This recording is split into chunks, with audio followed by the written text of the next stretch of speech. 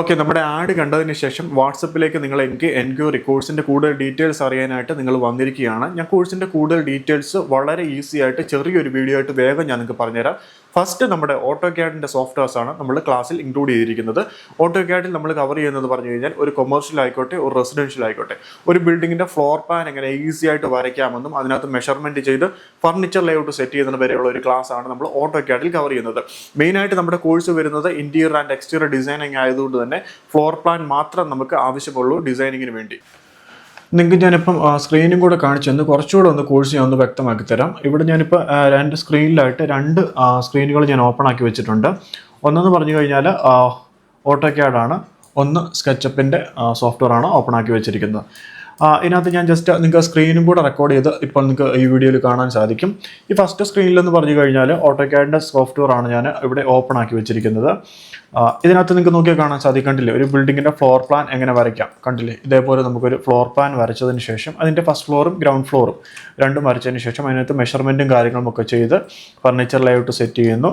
നമ്മുടെ sanitary fittings കാര്യങ്ങളെല്ലാം അതിനകത്ത് മാർക്ക് ചെയ്തിട്ടുണ്ട്, ബെഡ് കാര്യങ്ങളൊക്കെ ചെയ്തിട്ടുണ്ട്. അങ്ങനെ ഫർണിച്ചർ ലേഔട്ടും കാര്യങ്ങളും എല്ലാം സെറ്റ് ചെയ്ത് മെഷർമെൻറ്റും ചെയ്തതിന് ശേഷം ഇതേപോലെ എലിവേഷൻ വരയ്ക്കുന്നത്, ഇത്രയും കാര്യങ്ങളാണ് ഓട്ടോക്യാഡിൽ നമ്മൾ കവർ ചെയ്തിരിക്കുന്നത്. ആദ്യമേ നമ്മൾ ഇതേപോലെയുള്ള കുറച്ച് ടൂൾസ് പഠിപ്പിക്കും. കമാൻഡ് വെച്ചുള്ള ടൂൾസും കാര്യങ്ങളൊക്കെ പഠിച്ചതിന് ശേഷം ഇതേപോലെ ഒരു ഫ്ലോർ പ്ലാൻ എങ്ങനെ വരയ്ക്കാമെന്ന് നമ്മുടെ ഈ ഒരു ഓട്ടോക്യാഡിൻ്റെ ക്ലാസ്സിൽ നമ്മൾ കവർ ചെയ്യുന്നത്.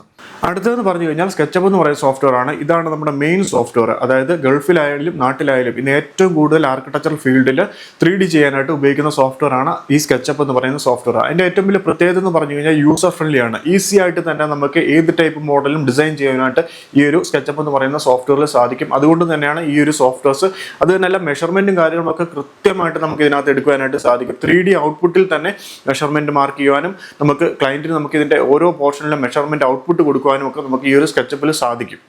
ഇതിനകത്ത് കണ്ടില്ല, ഒരു ബിൽഡിങ്ങിൻ്റെ ഒരു റെസിഡൻഷ്യൽ ബിൽഡിംഗ് ആണ്, ഡബിൾ സ്റ്റോറി റെസിഡൻഷ്യൽ ബിൽഡിംഗ് ആണ് ഞാനിവിടെ ഡിസൈൻ ചെയ്തിരിക്കുന്നത്. ഇതേപോലെ നല്ല മനോഹരമായിട്ട് എങ്ങനെ നമുക്ക് ഒരു ബിൽഡിംഗ് ഡിസൈൻ ചെയ്യാവുന്നതാണ്. നമുക്ക് ഇങ്ങനെ ഒരെണ്ണം ഡിസൈൻ ചെയ്ത് കഴിഞ്ഞാൽ കൊമേഴ്ഷ്യൽ ആണെങ്കിലും റെസിഡൻഷ്യൽ ആണെങ്കിലും നമുക്ക് ചെയ്യാനായിട്ട് സാധിക്കും. അത് ട്രഡീഷണൽ ആണെങ്കിലും കണ്ടംപററി ആണെങ്കിലും നമുക്ക് ചെയ്യാനായിട്ട് സാധിക്കും. അത്യാവശ്യം നല്ല രീതിയിൽ തന്നെ നമ്മൾ മോഡലിംഗ് കവർ ചെയ്യുന്നുണ്ട്. ട്രഡീഷണൽ റൂഫും കാര്യങ്ങളും ഒക്കെ എങ്ങനെ ഡിസൈൻ ചെയ്യാമെന്നൊക്കെ നമ്മുടെ കോഴ്സിനകത്ത് കവർ ചെയ്യുന്നുണ്ട് ഞാൻ. ഈ സ്കെച്ചപ്പിൻ്റെ ഏറ്റവും വലിയ പ്രത്യേകത എന്ന് പറഞ്ഞു കഴിഞ്ഞാൽ നമുക്ക് ഒരുപാട് ഈ സ്കെച്ചപ്പിൽ തന്നെ വെയർ ഹൗസ് എന്ന് പറയുന്നൊരു ബ്രൗസർ തന്നെയുണ്ട്. അതുകൊണ്ട് തന്നെ നമ്മൾ വർക്ക് ചെയ്യുന്ന സമയത്ത് ഓരോ കാര്യങ്ങളൊന്നും ഡിസൈൻ ചെയ്യേണ്ട ആവശ്യമില്ല. നമുക്ക് അത്യാവശ്യം വേണ്ടിയ കാര്യങ്ങൾ, ഇപ്പോൾ കിച്ചൺ ആണെങ്കിൽ കിച്ചൻ്റെ കബോർഡും കാര്യങ്ങൾ ഡിസൈൻ ചെയ്യുന്നത്, TV യൂണിറ്റാണ് TV യൂണിറ്റ് ഡിസൈൻ ചെയ്യുന്നത്, അതൊക്കെ നമ്മുടെ ക്രിയേറ്റിവിറ്റി അനുസരിച്ച് നമുക്കത് ഡിസൈൻ ചെയ്യാനായിട്ട് സാധിക്കും. പക്ഷേ ഇതിനകത്ത് വെക്കുന്ന ഓരോ ചെറിയ ഫ്ലവർ ബേസ്, ഇപ്പോൾ കിച്ചണിലാണെങ്കിൽ കുറേ പാത്രങ്ങൾ, അങ്ങനെയൊക്കെയുള്ള കാര്യങ്ങളൊക്കെ ഉണ്ട്. ഇപ്പോൾ സോഫ സെറ്റ്, ഇതൊക്കെയാണെങ്കിൽ നമുക്ക് വെയർ ഹൗസിൽ തന്നെ ആയിരക്കണക്കിന് മോഡൽസ് ഉണ്ട്. അതൊക്കെ നമുക്ക് ഈസി ആയിട്ട് തന്നെ ഫ്രീ ആയിട്ട് ഡൗൺലോഡ് ചെയ്ത് പ്ലേസ് ചെയ്ത് സ്കെയിൽ ചെയ്ത് മെറ്റീരിയൽ നമുക്ക് ഇഷ്ടമുള്ളത് ചേഞ്ച് ചെയ്യാം. ഇങ്ങനെയൊക്കെയുള്ള കാര്യങ്ങൾ ഉള്ളത് കൊണ്ട് തന്നെ നമുക്ക് ഈ ഒരു സ്കെച്ചപ്പിൽ വളരെ യൂസർ ഫ്രണ്ട്ലി ആയിട്ട് സ്പീഡായിട്ട് വർക്ക് ചെയ്യാനായിട്ട് സാധിക്കും. അടുത്ത നമ്മുടെ സോഫ്റ്റ്വെയർ എന്ന് പറഞ്ഞാൽ വീറയാണ്. വീറ ഒരു റെൻഡറിങ് പ്ലഗിനാണ് നമ്മുടെ സ്കെച്ചപ്പിൽ യൂസ് ചെയ്യുന്നത്. അത് എക്സ്റ്റീരിയർ ആണെങ്കിലും ഇൻറ്റീരിയർ ആണെങ്കിലും ചെയ്യാൻ നല്ലൊരു പ്ലഗിനാണ്. പക്ഷേ വീറ കുറച്ച് ഇപ്പോൾ ഔട്ട് ആയിക്കൊണ്ടിരിക്കുകയാണ്. കാരണം എന്തുകൊണ്ടാണെന്ന് പറഞ്ഞു കഴിഞ്ഞാൽ നമുക്ക് റെൻഡറിങ് ടൈം വളരെ സ്ലോ ആണ് ഈ ഒരു വീറ എന്ന് പറയുന്നത്. അത് തന്നെയല്ല അതിൻ്റെ സെറ്റിങ്സ് ഒരുപാട് കൂടുതലുണ്ട്. പക്ഷേ എന്നാലും നമ്മൾ എക്സ്റ്റീരിയർ റെൻഡറിങ് നമ്മുടെ ഈ ഒരു വീറ ഇതിനകത്ത് കവർ ചെയ്തിട്ടുണ്ട്. കാരണം എന്തുവാന്ന് പറഞ്ഞു കഴിഞ്ഞാൽ ഈ വീറ റെൻഡറിങ് നമ്മൾ പഠിച്ചു കഴിഞ്ഞാൽ അതിൻ്റെ സെറ്റിങ്സും കാര്യങ്ങളൊക്കെ പഠിച്ചു കഴിഞ്ഞാൽ നമുക്ക് ലൂമിയകളിലും എൻസ്കേപ്പിലും ഒക്കെ നമുക്ക് യൂസ് ചെയ്യാനായിട്ട് സാധിക്കും. കാരണം വീറ മെറ്റീരിയൽസ് ഒക്കെ നമുക്ക് എൻസ്കേപ്പിലും ലൂമിയകളിലൊക്കെ യൂസ് ചെയ്യാൻ പറ്റുന്നതാണ്. അതേപോലെ തന്നെ മെറ്റീരിയൽ എഡിറ്റ് ചെയ്യാനാണെങ്കിൽ നമുക്ക് ഈ ഒരു വീറ യൂസ് ചെയ്യാനായിട്ട് സാധിക്കും. അടുത്ത നമ്മുടെ പ്രൊഫഷണൽ ഒരു സോഫ്റ്റ്വെയർ തന്നെയാണ് ലൂമിയൺ എന്ന് പറയുന്നത്. കാരണം ഇന്ന് ആർക്കിടെക്ചറൽ ഫീൽഡിൽ ഏറ്റവും കൂടുതൽ സൈസ് ഉള്ള രണ്ട് സോഫ്റ്റ്വെയർസ് ആണ്, ഒന്ന് റിവെറ്റ് ആൻഡ് ലൂമിയൺ. കാരണം ഈ ഒരു സോഫ്റ്റ്വെയറിൻ്റെ സൈസ് തന്നെ ഏകദേശം 30 GB അടുത്ത് വരും. അത് ഡൗൺലോഡിംഗ് ഫയൽ ഏകദേശം 20 GB അടുത്തേ കാണത്തുള്ളൂ. പക്ഷേ അത് എക്സ്ട്രാക്ട് ചെയ്ത് ഇൻസ്റ്റാൾ ചെയ്ത് വരുമ്പോൾ അത് 30 GB മുകളിലായിട്ട് പോകും. അതുകൊണ്ട് ഇതൊരു ഹെവി ലോഡ് സോഫ്റ്റ്വെയർ ആണ് ഈ ലൂമിയൺ. അതുകൊണ്ടാണ് സിസ്റ്റം കോൺഫിഗറേഷൻ നിങ്ങൾ ശ്രദ്ധിക്കണമെന്ന് പറയും. ഞാൻ വാട്സപ്പിൽ നിങ്ങൾക്ക് സിസ്റ്റം കോൺഫിഗറേഷൻ ഏത് വേണമെന്നുള്ളത് അയച്ചിട്ടുണ്ട്. അത് ഇമ്പോർട്ടൻ്റ് ആയിട്ട് ശ്രദ്ധിച്ചിരിക്കണം. നിങ്ങൾ വെറുതെ നമ്മുടെ ഒരു കോഴ്സിൽ ജോയിൻ ചെയ്തിട്ട് കാര്യമില്ല, വർക്ക് ചെയ്ത് പ്രാക്ടീസ് ചെയ്തെങ്കിൽ മാത്രമേ നിങ്ങൾക്ക് നല്ലൊരു ലെവലിലേക്ക് എത്തുവാൻ സാധിക്കത്തുള്ളൂ. അതുകൊണ്ട് തന്നെ സിസ്റ്റം കോൺഫിഗറേഷൻ ഇമ്പോർട്ടൻ്റ് ആണ്. സിസ്റ്റം ഉണ്ടെങ്കിൽ മാത്രമേ നിങ്ങൾ കോഴ്സിൽ ജോയിൻ ചെയ്യാവുള്ളത്. ഞാൻ അതുകൊണ്ടാണ് പറയുന്നത്. നേരത്തെ നമ്മൾ കാണിച്ച ഒരു എക്സ്റ്റീരിയർ മോഡലിൻ്റെ ലൂമിയൺ മോഡലിംഗ് ആണ്. ലൂമിയണിലായിട്ട് നമ്മൾ സിങ്ക് ചെയ്യും, അതായത് നമുക്ക് എക്സ്പോർട്ട് ചെയ്യാനും സാധിക്കും. അതേപോലെ തന്നെ ലൂമിയനിലേക്ക് ഡയറക്റ്റ് സ്കെച്ചപ്പിൽ ചെയ്ത മോഡലിനെ സിങ്ക് ചെയ്യാനായിട്ട് സാധിക്കും. അപ്പോൾ നമ്മൾ സ്കെച്ചപ്പിൽ എഡിറ്റ് ചെയ്യുമ്പോൾ തന്നെ അറ്റ് എ ടൈമിൽ നമ്മുടെ ലൂമിയൻ്റെ എഡിറ്റിങ്ങും അവിടെ നടക്കും. ഇതിനകത്ത് നമുക്ക് ഒരേപോലെ ഇങ്ങനെ 2 സ്ക്രീൻ നിങ്ങൾക്ക് ഉണ്ടെങ്കിൽ ഇച്ചിരി കൂടെ നല്ലത് കേട്ടോ. ഒരു സ്ക്രീനേ ഉള്ളെങ്കിൽ ചെയ്യാൻ പറ്റത്തില്ലെന്നൊന്നുമല്ല, പക്ഷെ നമുക്ക് വർക്ക് സ്പേസ് കുറച്ചുകൂടെ ഉണ്ടെങ്കിൽ നമുക്ക് കുറച്ചുകൂടെ വർക്ക് ഫാസ്റ്റ് ആക്കുവാനും പിന്നെ നമുക്ക് ഇച്ചിരി കൂടെ നല്ല നമുക്ക് കുറച്ചൊരു അഡ്വാൻസ് ലെവലിലേക്ക് നമുക്കൊന്ന് ചിന്തിക്കാനൊക്കെ പറ്റും. കാരണം അറ്റ് എ ടൈമിൽ ഇവിടെ നമ്മൾ ഡിസൈൻ ചെയ്യുമ്പോൾ തന്നെ ഇവിടെ അതിൻ്റെ എഡിറ്റിംഗ് നടക്കും ഓട്ടോമാറ്റിക്കായിട്ട്. തന്നെ ലൈവ് സിങ്ക് എന്നുള്ള പ്ലഗിൻ ഉപയോഗിച്ചാണ് നമ്മളത് ചെയ്യുന്നത്. അപ്പോൾ അത് കാര്യങ്ങളൊക്കെ നമ്മൾ കവർ ചെയ്തുകൊണ്ടോ നമുക്കിങ്ങനെ 360 റൊട്ടേറ്റ് ചെയ്തൊക്കെ കാണാനായിട്ട് സാധിക്കുന്നത്. ട്രീസും പ്ലാന്റ്സും ഒക്കെ റിയലിസ്റ്റിക് ആയിട്ടുള്ളത് അതൊക്കെ നമ്മുടെ കോഴ്സിൻ്റെ കൂടെ തന്നെ തരും കേട്ടോ.